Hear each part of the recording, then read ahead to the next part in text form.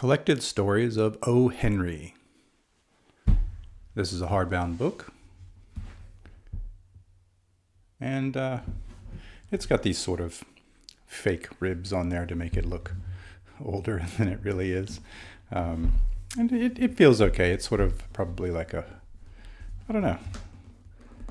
You can actually feel the little bit of the gilt that's been pressed on here a little bit.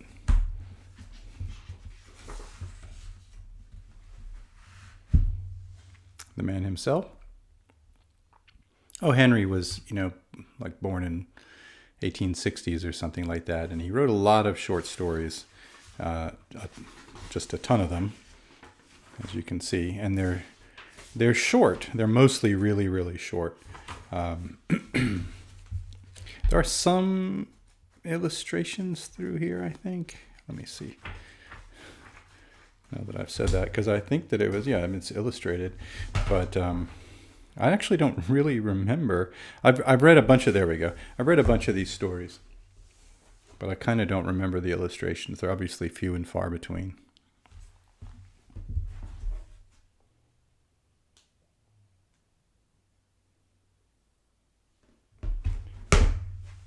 He got kind of famous for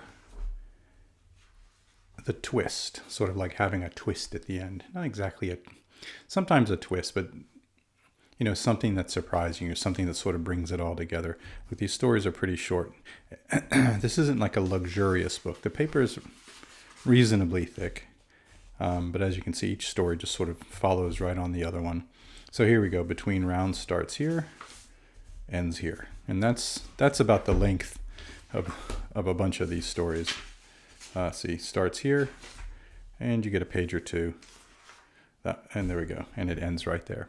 That's pretty typical for O. Henry stories, and like I said, usually there's something that kind of pulls it together. So there's a really famous one called "The Gifts of the Magi," and I always knew that story, and I told it to my kids, and it's a quick story, but it's pretty funny because I was just reading this the other night, and I found that story just randomly, and I was like, oh, that's an O. Henry story. I had no idea. For some reason, I thought it had been passed down through the ages. It was like an old story from, even older than the 1800s.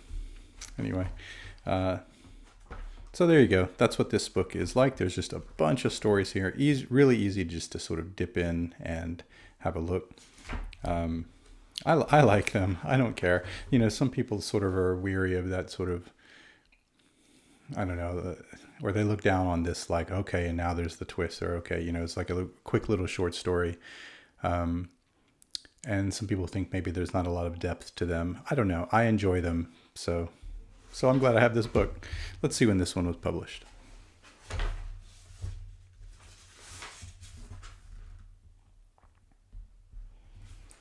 I hate it when they make me read Roman numerals. So let's see, that's 1,000.